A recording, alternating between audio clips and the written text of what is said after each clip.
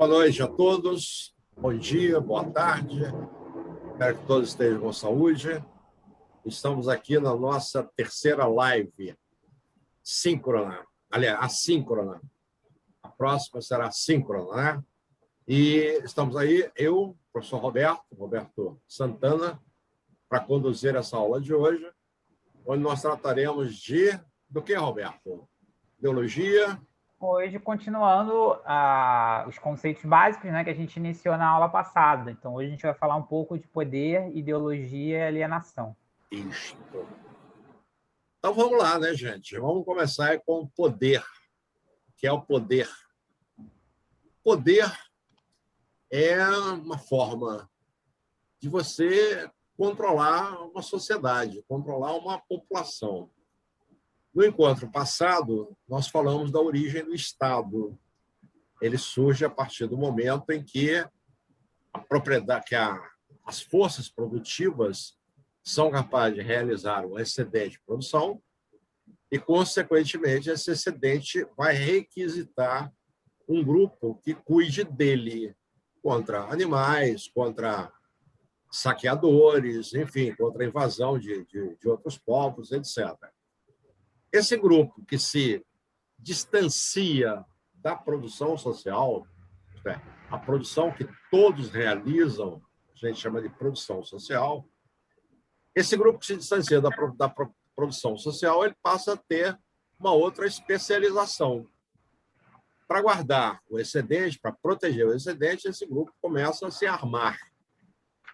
Posteriormente, já que existe também uma classe de xamãs, que serão chamados de sacerdotes, né, no mundo ocidental, esses sacerdotes também se distanciam da produção social. Eles param de meter a mão na massa, largam o cabo da enxada e vão rezar. Então, vejam aí, nós já temos três classes sociais. A classe dos trabalhadores diretos, a classe sacerdotal e uma classe militar, que imediatamente começa também a construir uma burocracia contábil, uma burocracia para gerir, né, esse excedente. Toda burocracia, é muito interessante falar isso, ela precisa se justificar, ela precisa tornar-se imprescindível, né? O surgimento dessa burocracia vai levar à formação de uma nobreza, a nobreza que está servindo a esse grupo que cuida do excedente. A existência de três classes e o surgimento decorrente dessas três classes vai fazer surgir também a figura do rei. O rei é aquele que vai fazer as suas intermediações entre as três classes existentes. Inicialmente, né, o seu poder não é um poder hereditário, a cada rei que morre precisa de nomear um outro rei, até que isso vai se organizando e surge, então, as monarquias, né, hereditárias, que podem ser religiosas, podem ser militares, podem ser civis, à vontade aí.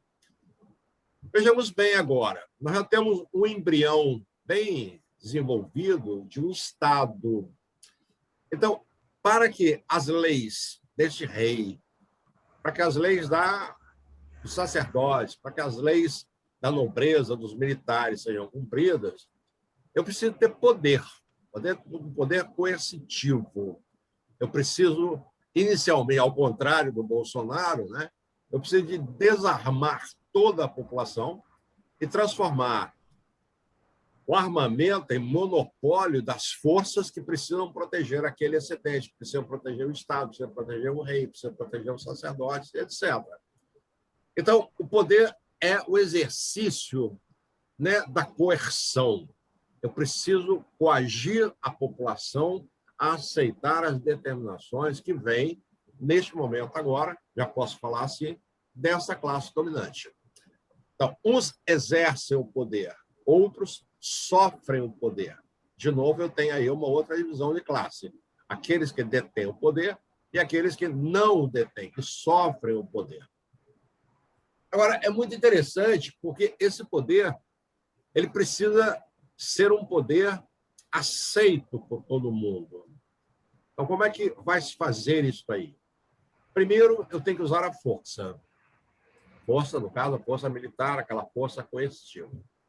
Em segundo lugar, eu preciso de ter uma pedagogia que reproduza aquela estrutura de mando, aquela estrutura dominante. Quando eu observo essa combinação tóxica, né, bastante pesada, de poder e uma pedagogia que é usada para manter o Estado, eis que eu tenho aí a hegemonia. Então, tanto mais, né, esse poder atinge todo mundo, como diria o Foucault, a sua capilaridade, né, abrange todo o território daquele povo, tanto mais a pedagogia, né, desse poder também segue a mesma capilaridade, tanto mais coesão eu vou ter naquela sociedade. Então, a classe dominante, quando consegue realizar o seu poder, quando ela consegue realizar a sua pedagogia, ela é, de fato, a classe dominante. É ela que é hegemônica, é ela que manda naquela sociedade. Como é que ela vai realizar pedagogicamente os seus valores, as suas leis, as suas ideias, etc.? Ela vai ter diversos aparelhos de hegemonia.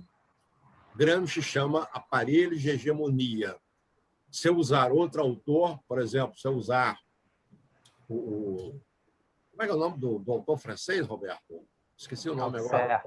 Althusser, ele vai chamar de aparelhos ideológicos do Estado. É a mesma coisa, é uma questão de terminologia e de epistemologia. Quais são os aparelhos de hegemonia, os aparelhos ideológicos do Estado? Um deles, sem dúvida nenhuma, é a escola. Outro, mais modernamente falando, a imprensa, as igrejas, os quartéis, enfim, são aparelhos que se encarregam de reproduzir pedagogicamente as ideias que sustentam a classe dominante, que sustentam, portanto, os seus valores, o seu modo de viver, o seu modo de organizar e etc. Então, vejam, a escola ela tem sido entendida hoje de uma forma muito banal. As pessoas têm banalizado a escola, ou, para usar outras palavras, têm construído sobre ela uma visão bastante romântica, uma visão bastante idílica.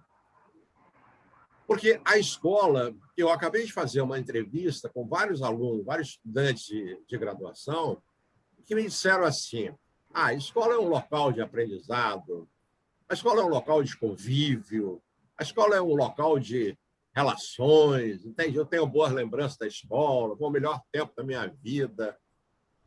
Isto é uma forma, na verdade, uma forma a partir da qual a sociedade tende a considerar a escola. Na verdade, constrói-se uma compreensão da escola de senso comum. O que é o senso comum? Vamos pegar aí a média de opiniões da sociedade. Essa média de opiniões define a escola como sendo esse local de socialização, de encontro, de aprendizagem, etc., etc. É um senso comum. Agora, o senso comum, a gente precisa entender, ele é um conhecimento empírico, um conhecimento vulgar. Ele precisa ser trabalhado, precisa ser superado. Toda vez que a gente supera o senso comum, a gente chega a um bom senso, a um conhecimento científico, a um conhecimento que é construído, que é elaborado e etc. Exemplo de senso comum entre os bolsonaristas. Esse vírus, quando pega a gente, nos impõe uma gripezinha. Ora, isso é senso comum. É um senso construído a partir de bobagens que foram ditas, a partir de coisas, de convicções que vêm, sei lá de onde, né? Ele não resiste a menor análise rigorosa. Então, ele é um senso comum, ele é um mau senso, né? É preciso, então, construir um bom senso, um senso crítico, um conhecimento científico. Não, o coronavírus não é um vírus qualquer, ele está impondo ao planeta Terra uma pandemia, a maior pandemia que o planeta já viu. Todas as pandemias anteriores, gripe espanhola, peste negra, peste bubônica, nenhuma se compara ao que está acontecendo nessa pandemia. Para vocês terem uma ideia, ela é maior, inclusive, do que as 2 mortandades produzidas pelas bombas atômicas lançadas no Japão. Nós já estamos com mais de 10 milhões de contaminados, e só que no Brasil tem mais de 255 mil mortes, por absoluta inoperância do poder que deveria ser exercido em nome da sociedade. Muito bem, então, voltamos lá. A escola não é, portanto, apenas isto. Como eu já disse, ela é um aparelho de hegemonia. Essa escola, como nós a conhecemos, ela é muito recente. Ela é, na verdade, da Revolução Industrial para cá, né? Isso quer dizer, do século XVIII para cá. Primeiro, ela é construída, ela é fundada com a preocupação de retirar a criançada da rua. Falamos disso também no encontro passado. As crianças vão para reformatórios, as crianças vão para orfanatos, vão, sobretudo, para escolas de aprendizes, escolas técnicas, vamos dizer assim. Interessante, no Brasil, a montagem de um sistema educacional, seja no Império, seja na República, ela começa a partir desses institutos de aprendizes, institutos técnicos. Tá? Depois é que a gente vai organizar uma escola que não seja técnica, que seja mais iluminista, mais voltada para as humanidades, etc., para as letras, para as artes e etc. Mas, no primeiro momento, as escolas, quando surgem no século XVIII, são escolas de aprendizes, são escolas de formação de mão de obra. E interessante, até hoje, isso não está alterado. A escola brasileira, quando a gente olha na atual Lei de Diretrizes e Bases, que é a grande legislação que organiza todo o sistema educacional brasileiro, está lá.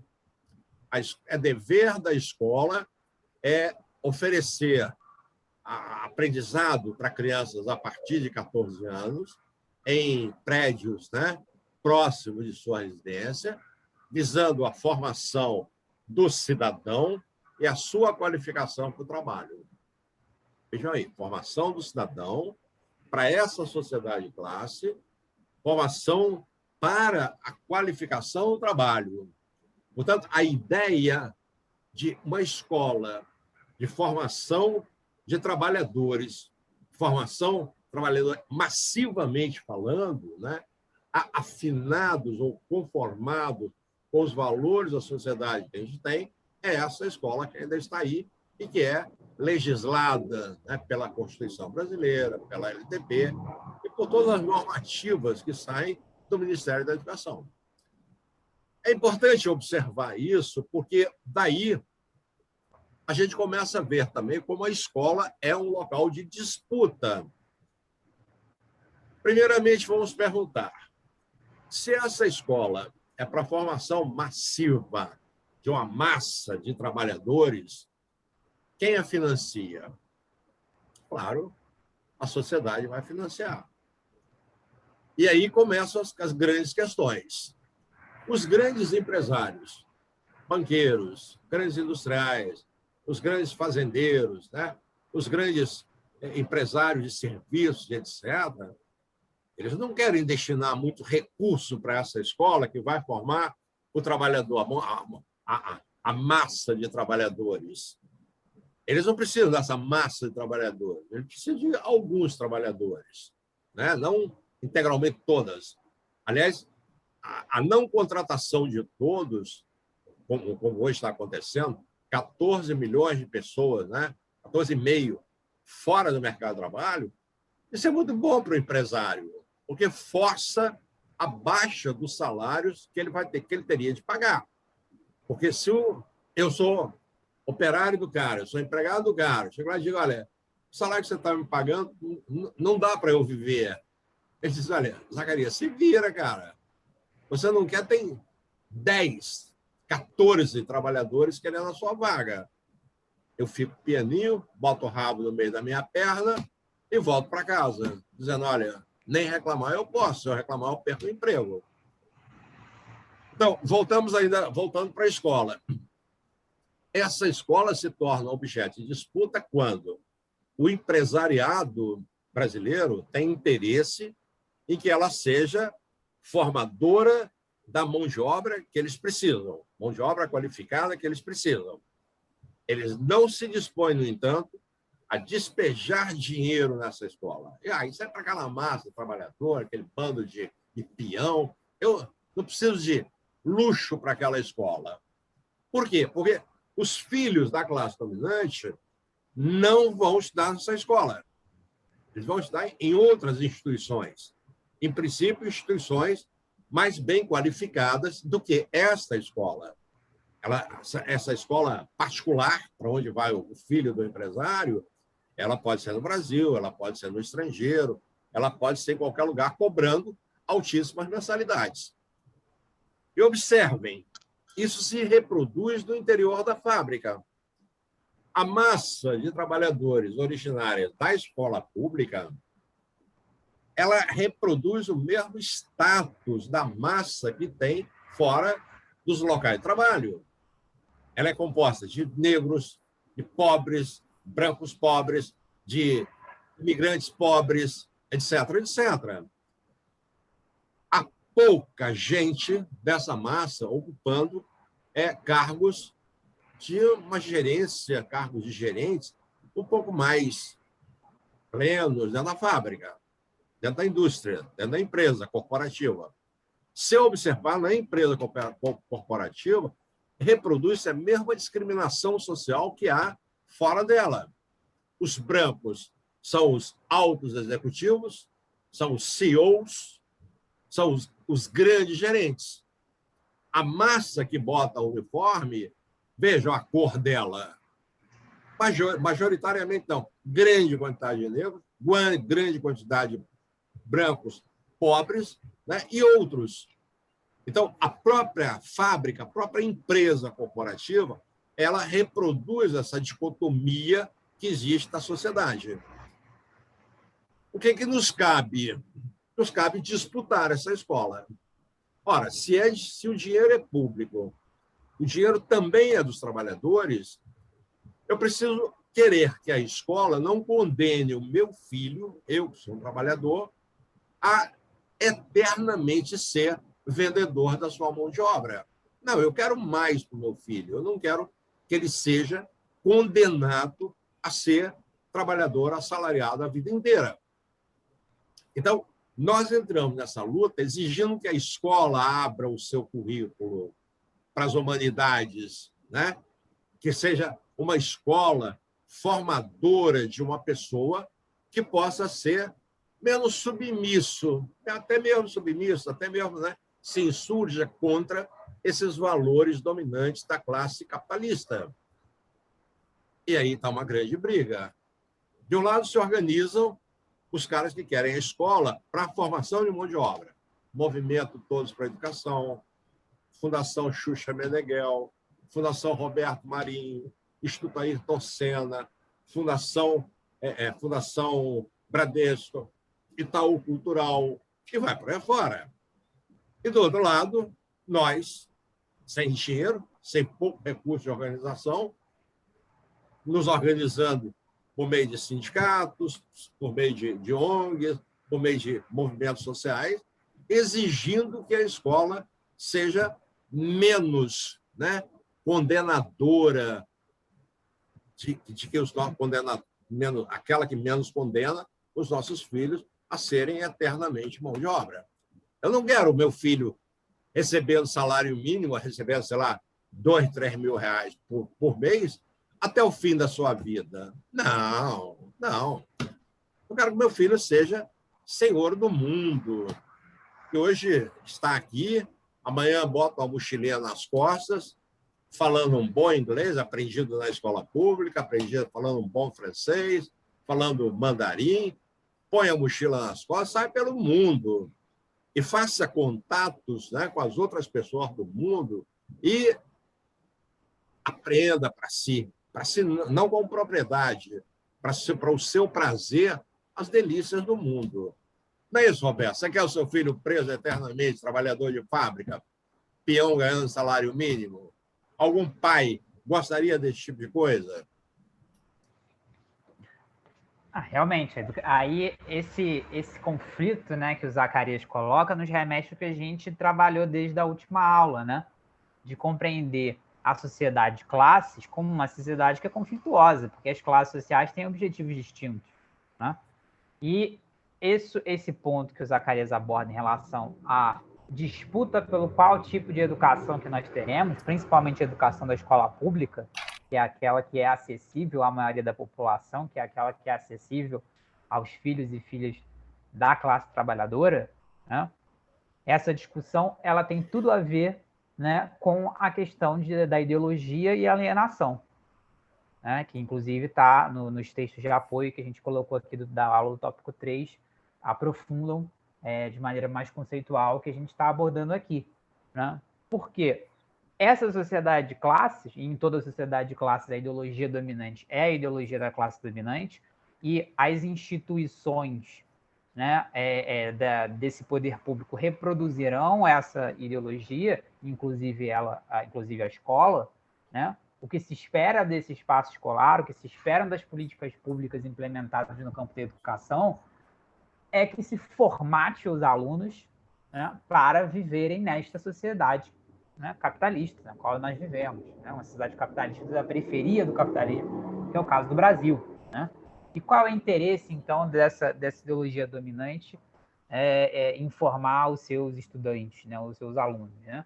É exatamente isso que o Zacarias falou, formação de mão de obra, né, e o mínimo de conceitos para se viver, né, mínimo de conceitos cidadãos para se viver na sociedade capitalista.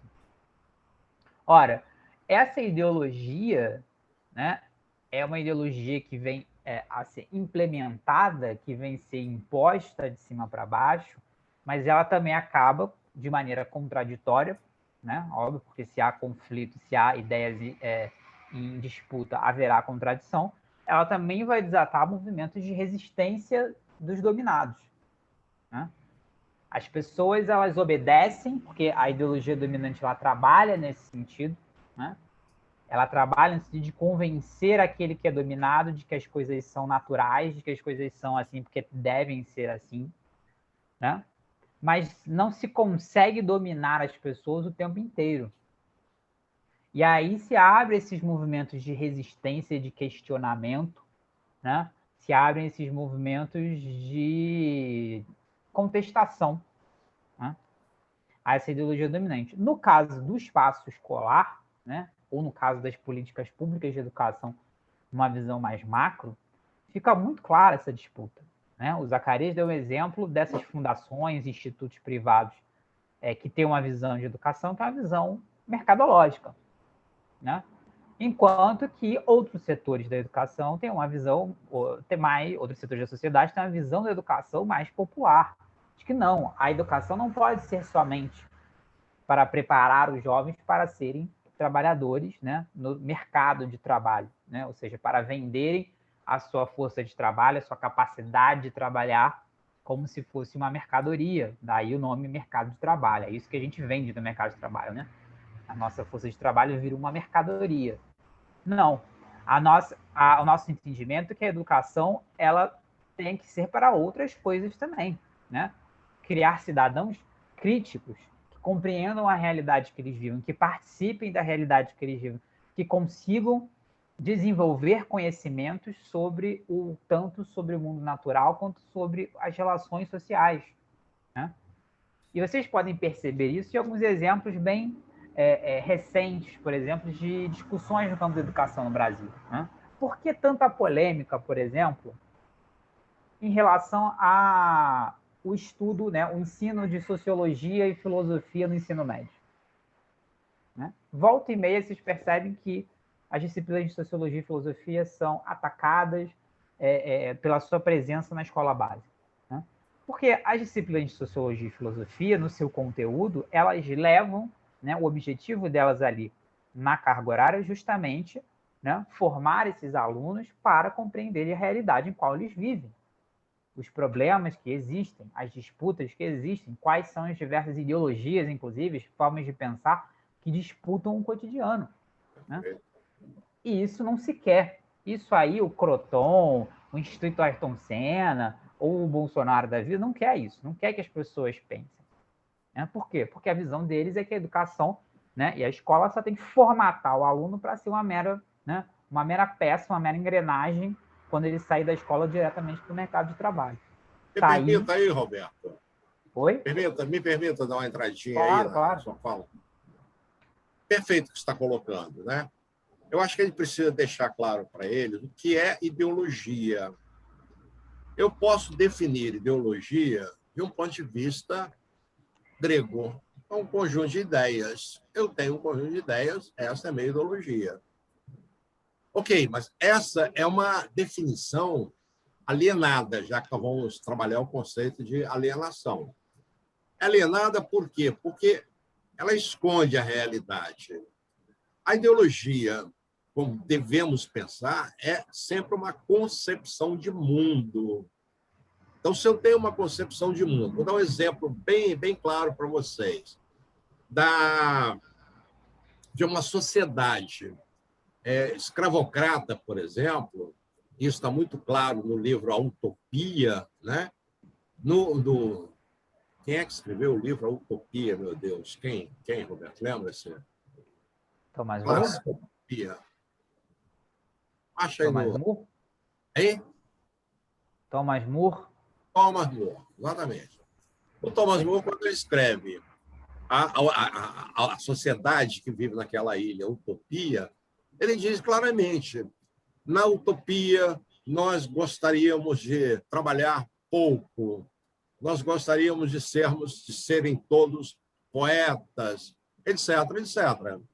Ele faz uma propaganda de uma vida fantástica, de uma vida idealizada, e esconde para a maioria dos seus leitores que quem sustenta o tempo ocioso, né, das pessoas que não estão ligadas à produção social são os escravos da Ilha Utopia.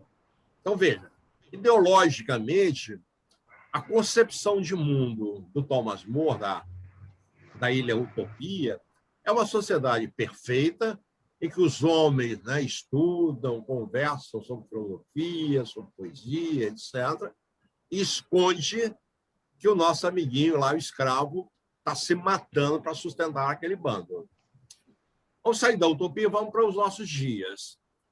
Um grande sociólogo alemão, que não é da linha marxista, ele praticamente ele vem de um idealismo, né? O nome dele é Max Weber. O Max Weber pega, por exemplo, do protestantismo, ao estudar o protestantismo, ele vai dizer, olha, é o protestantismo luterano, calvinista, especialmente calvinista, que vai fornecer toda uma construção, uma base construtiva ao próprio capitalismo. Ok, está dito pelo Max Weber. Agora, vamos ver o que o Max Weber pegou. Ele foi lá na Bíblia, Novo Testamento, né? E verificou que o calvinismo puxou muita coisa que joga todo dia nas suas pregações. Tipo, Deus ajuda quem cedo madruga. É mais fácil... Deus ajuda quem cedo madruga. Paremos para pensar. Que Deus perverso é esse que só ajuda quem madruga? E o cara que trabalha de noite, que tem que acordar meio-dia, esse não é ajudado por Deus? Então, veja, se eu aceito que eu sou rico, porque eu acordo cedo, madrugo, e Deus me ajuda, eu estou, na verdade, querendo que isso seja a maior verdade, que isso seja consenso.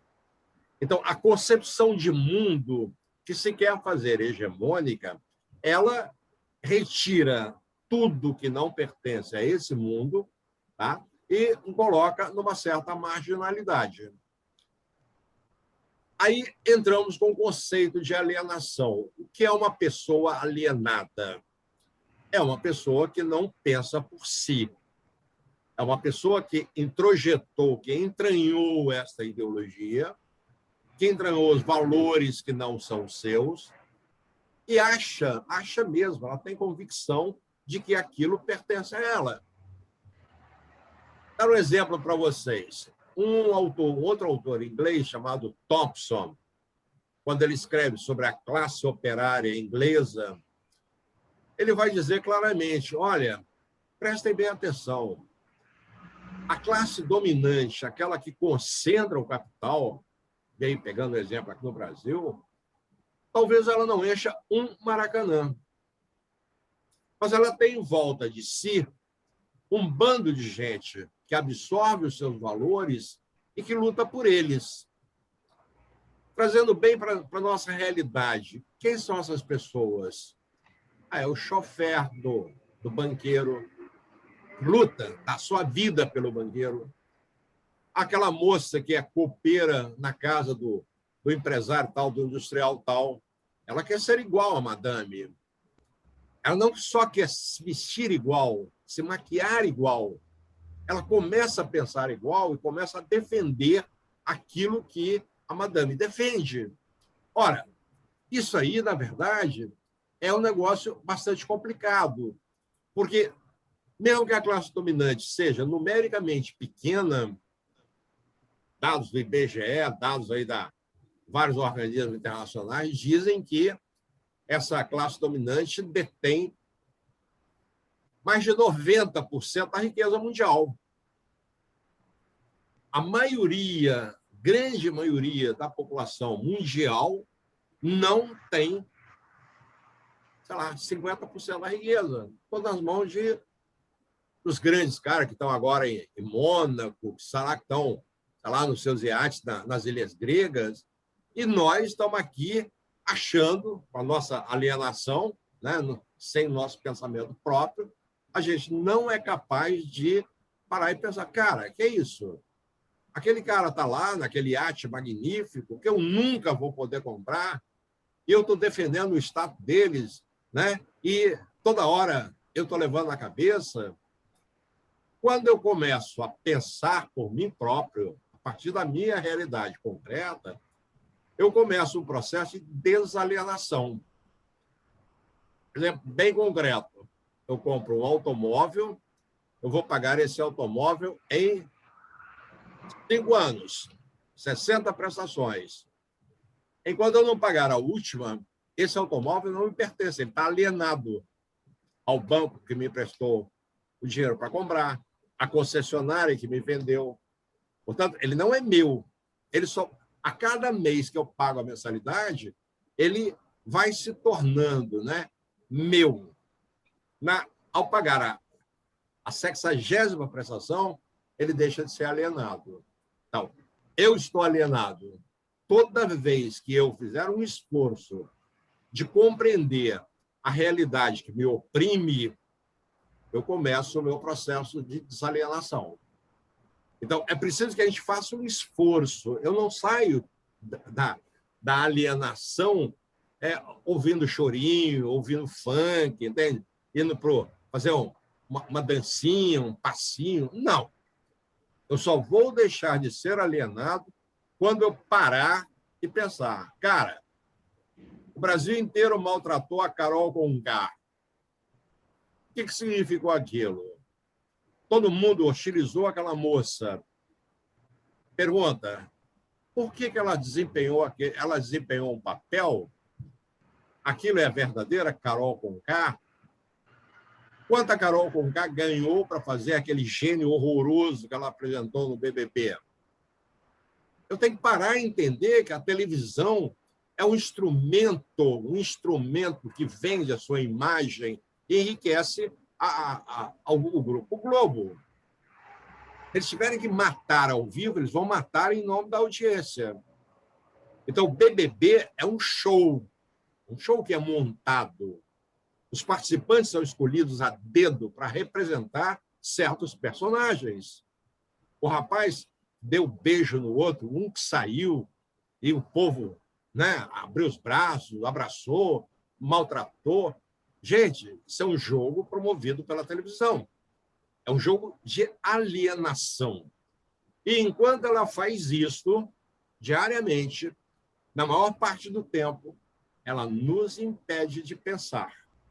Ela nos impede de deixarmos de ser alienados.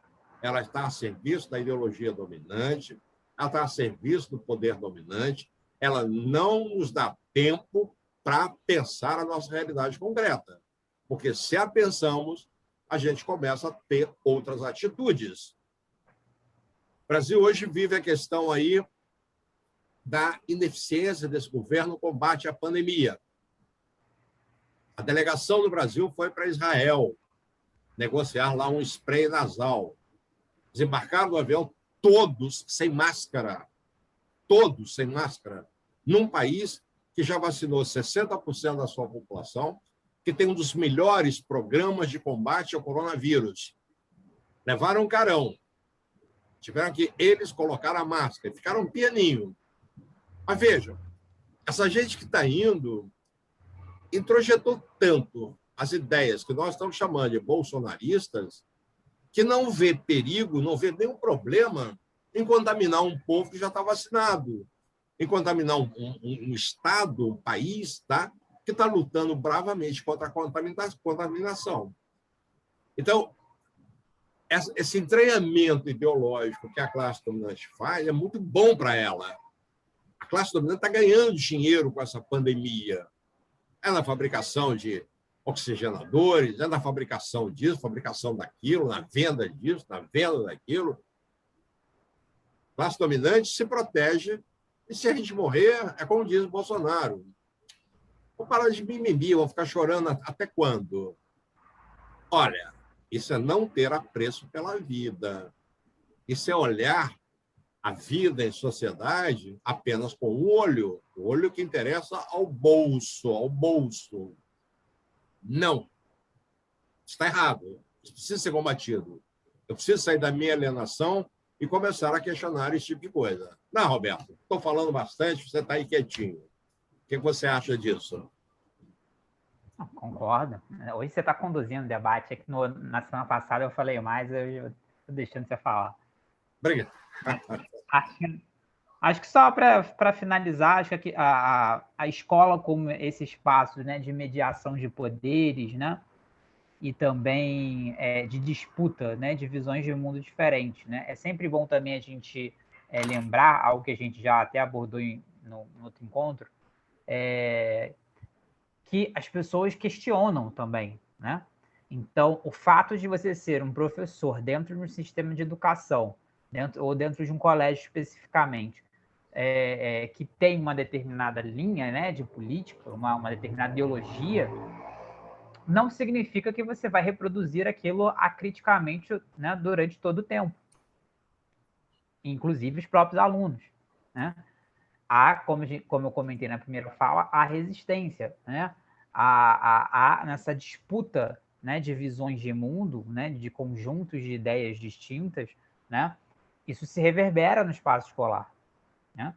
Então, a gente vê principalmente, ficar muito latente nesse governo Bolsonaro, né, essa visão de uma educação extremamente conservadora, uma educação estritamente voltada para o mercado de trabalho, mas também com uma visão bem positivista de educação, né? Coisas completamente ultrapassadas, como se o professor fosse depositar conhecimento na cabeça do aluno, né?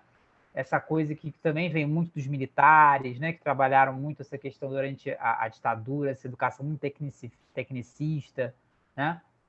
Enquanto nós temos uma outra visão disso, né? É óbvio que a educação tem que preparar para o mercado de trabalho, etc. Mas a vida não é só isso. A vida não pode ser só trabalhar. E nem o trabalho pode ser encarado como uma penitência, como uma punição, né? O trabalho tem que ser uma parte da vida, né? E existem outros que são tão importantes quanto. E para isso você precisa de um conhecimentos muito grande, que não são só os conhecimentos, entre aspas, técnicos. Você precisa de uma formação plural, e essa formação plural né, democrática que vai constituir um sujeito que realmente, né, tenha consciência crítica do mundo em que vive e que vai, inclusive, questionar, né, essas ideologias mistificadoras da realidade. Né? É aquela pessoa que não vai cair no discurso de que o coronavírus é uma gripezinha e tal, porque não, porque ele está vendo que o coronavírus é mortal, mata muita gente. Isso é óbvio, né? É uma pessoa que vai ler, como se já saiu hoje nos jornais, né? Que o número de mortes, né, e de hospitalizações de pessoas com coronavírus, né, que acima dos 85 anos já começou a cair. Por quê? Porque esse grupo já está sendo vacinado, já está tomando, inclusive, a segunda dose da vacina. O número de óbitos de pessoas de 90 anos por Covid começou a cair. O número de hospitalizações por Covid de pessoas com 85 anos ou mais começou a cair.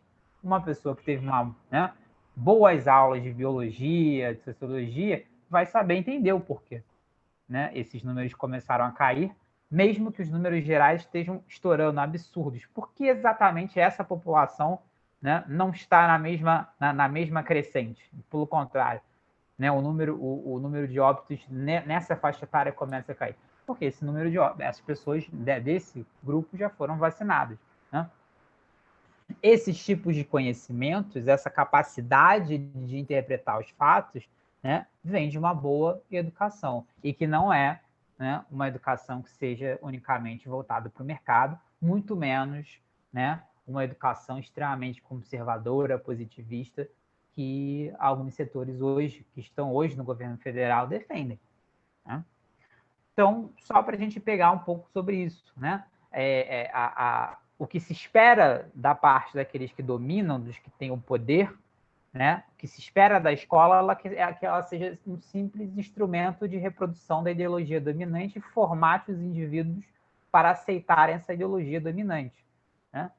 Só que esses dominados também têm as suas formas de pensar, de questionar, inclusive de se organizar politicamente. E vão disputar ideologicamente, como disputam ideologicamente a sociedade como um todo, eles também vão disputar ideologicamente o espaço escolar e as políticas públicas de educação. Isso, Zacarias. Roberto, é isso. Acho que a gente cumpriu bem o objetivo dessa aula, né? Precisamos reforçar com o nosso público, nosso distinto público, que a gente está acompanhando muito a permanência deles nas aulas, né? As nossas estatísticas mostram que é pequeno o tempo de permanência, um vídeo de 30 minutos, como da aula passada, o tempo de permanência está em torno de 6 minutos. Muita gente abre o vídeo, dá uma olhadinha e desliga. A gente tem um registro de todos esses picos aí. Muito pouca gente está entrando também para assistir às aulas. A gente não chegou ainda a 70% do nosso alunado. Precisamos lembrar a todos que isso aí está sendo contado para a presença.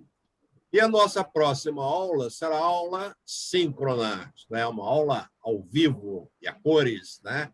Vamos estar todos presentes, com as nossas câmeras ligadas, debatendo, construindo novos conhecimentos. Por favor, revejam os temas que já trabalhamos, tragam as suas perguntas para que a gente tenha uma aula bastante interativa, né? Que a gente tenha bastante troca de conhecimento. Da minha parte é isso, agradeço a atenção de vocês e já deixo aqui o meu abraço para todos com o pedido de, por favor, cumpram, né, o toque de recolher a partir das 17 horas, fiquem em casa, usem máscara dupla, principalmente vocês que estão na idade preferencial do vírus agora, se cuidem para a gente poder sair desse inferno, desse isolamento. Beijo para todos. Com você, Roberto. Isso, só relembrar que a nossa próxima aula já é a nossa primeira aula síncrona, né? Ao vivo, que vai ser na segunda-feira, dia 15 de março, tá? Para a turma 1, que é da manhã, nós vamos começar às 8h30 da manhã e vamos até às 10h30, são 2 horas de aula. E para a turma 2, que é a turma da noite, nós vamos de 19 horas até às 21, ok? 7 às 9 da noite, tá? Vai ser a próxima aula, o tópico 4, Então, lá no tópico 4, no dia dessas aulas síncronas, vai estar lá o link para entrar na sala da turma 1 e de noite vai ter o link lá para entrar na sala da turma 2, ok? Vamos fazer o encontro na própria AVA, porque a AVA tem o recurso que permite que a gente coloque todo mundo numa sala, igual é o Zoom, igual é o Google Meet, enfim. A gente faz na própria AVA, então nem precisa instalar nada. Na própria AVA a gente já resolve tudo. E pedir para todo mundo ler os textos, né, tanto da aula passada quanto de hoje, que nós disponibilizamos. Por quê? Porque a primeira avaliação é baseada nesses textos e nas aulas que nós tivemos até agora. Então, para que na próxima aula, na síncrona, quando estivermos ao vivo, vocês possam trazer dúvidas e questionamentos sobre os textos, porque a primeira avaliação é baseada nos textos e nas discussões que nós fizemos nestas primeiras aulas. Ok, meu povo? Então, reforço aí os votos do Zacarias, todos vamos nos cuidar. Estamos num péssimo momento, inclusive aqui no Rio de Janeiro, né? Então, todo cuidado é pouco, nada de ficar na rua aí dando sopa para o vírus, né? Agora é o momento de ficar resguardado e quem for obrigado a sair por questões de trabalho, outras questões, né? Sempre máscara, álcool gel, distanciamento social, beleza? Então, nos vemos ao vivo, finalmente nos conheceremos na próxima aula e na próxima semana, ok? Um abraço a todos, tudo de bom.